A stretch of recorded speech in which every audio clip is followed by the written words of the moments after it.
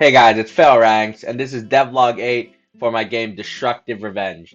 If you don't know what Destructive Revenge is, let me give you a quick FailRANK's seal of approval explanation on what my game is. Destructive Revenge is a fighting beat 'em up style game with destructible environment. Yeah, that's all for the FailRANK seal of approval explanation.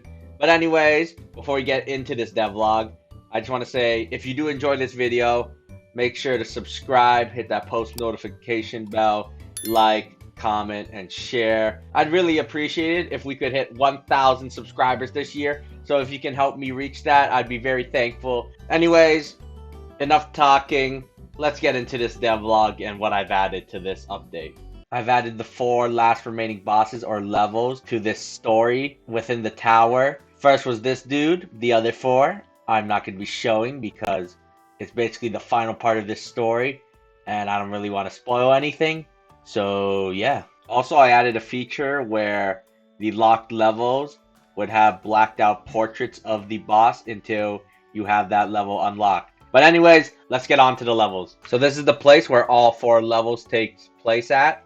The tower. And this tower is called Noob, Notorious Organization of Bad.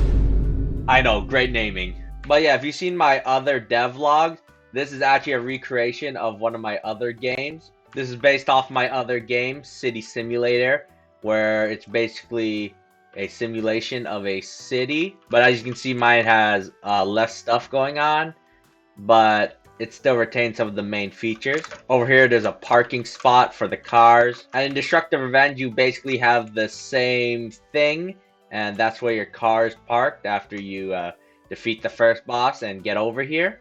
Next is the park honoring R6 Bob. And here we are at the park with myself from the intro. Hey! Hey! And yeah, he's just chilling in the park with the trees, honoring R6 Bob in my artistic recreation of an R6 model. Then we have Big Rob's Burger, and we have the main man himself with the cheeseburger head. And here we have this, but as you can see, it's all closed down. But as you can see, it's still Big Rob's Burger. And he has the cheeseburger head. Unlike Destructive Revenge, this one actually has an interior. If you're interested, you should check out my devlog on this city simulator, which I will link in the description and comments below. But yeah, I basically didn't add it because I made them all of equal scale, and I had no clue how I would make that tiny restaurant fit in this large interior. As you can see, I actually tried and then gave up halfway. Then we have the big building of Noob, which is basically this. Basically the final map of Destructive Revenge.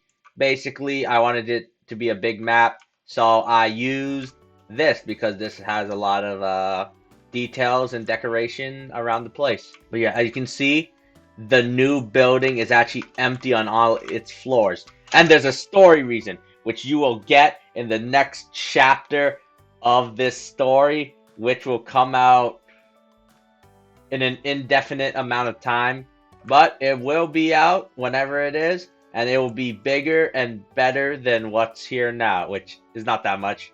I have a lot to improve, and I do have an update coming later that will rework this game fully to make it a better experience. So yeah, expect that. Not really soon, but do expect that before the second chapter of this game is released. But yeah, also I don't want to spoil all the bosses, so I'm gonna go into a dev talk about all my previous levels because I do plan on reworking this game.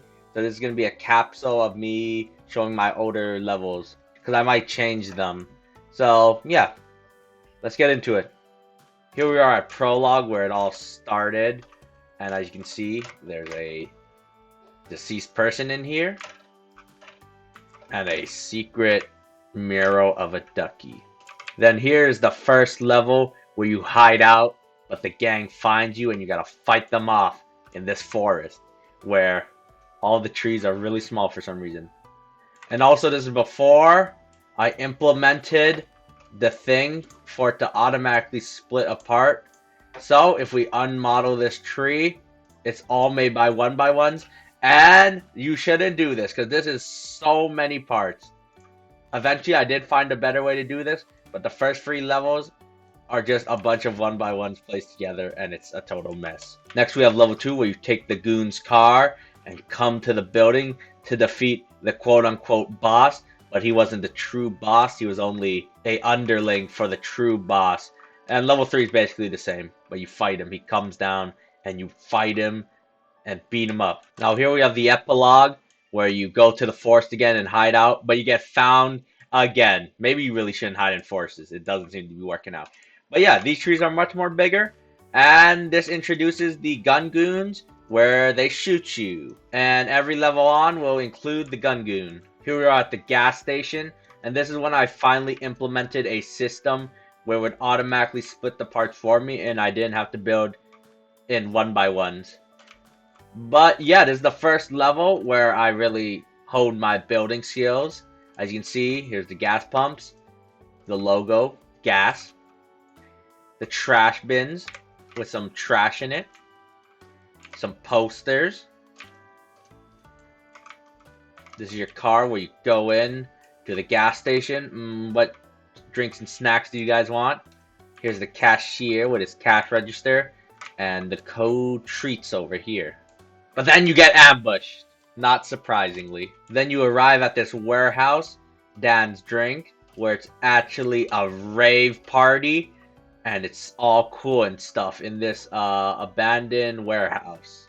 Also, it's an ambush, but you knew that, so you're ready to fight them off. And this is the level where you fight the snipers, and you gotta hide behind this, and get over to him, and beat him up, and then he magically teleports, and you gotta rush all the way back, beat him up, and then do it the final third time and take him out and get the information. But you already knew the information, so you just wanted to get rid of the opposition. Here we have Epilogue 2, and this is where you're at the motel.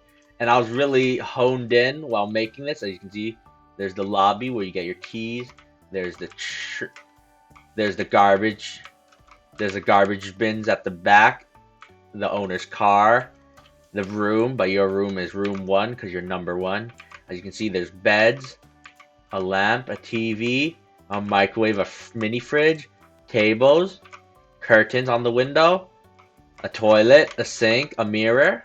But something's a bit off. Where's the owner? Oh, that's not good. But his room's a bit more kitted out. He has a PC, he has a sink, a microwave, a stove, a big fridge, and a nice Rabs poster, which you should totally play Rabs, Roblox Accurate Battle Simulator, not a plug. And then this nice statue, which you probably shouldn't look away from. But the door's closed, and the curtains are closed, and he's just here deceased. I wonder what happens. Well, you get ambushed. But this introduces the grenade goons, where they throw grenades at you, and they appear in this level only, because I didn't create any more levels. What a way to design the game. But yeah, that's really all for this devlog. It was just a bunch of talking about old stuff and the level design for my new level, because these 4 final bosses are the 4 final levels, and they wrap up this story arc. So obviously I don't want to spoil anything. I don't even want to spoil the movesets. So yeah, I want it to be a surprise for you to play. So anyways, this is a much more different devlog because I didn't show you as much. So I just decided to give you some developer commentary on my other levels. But anyways, if you enjoyed this video, make sure to subscribe, like, comment, and share. And if we can hit 1,000 subscribers this year, that'd be very cool. But anyways, if you watched to the end, thank you very much. Anyways, have a good day and play Destructive Revenge.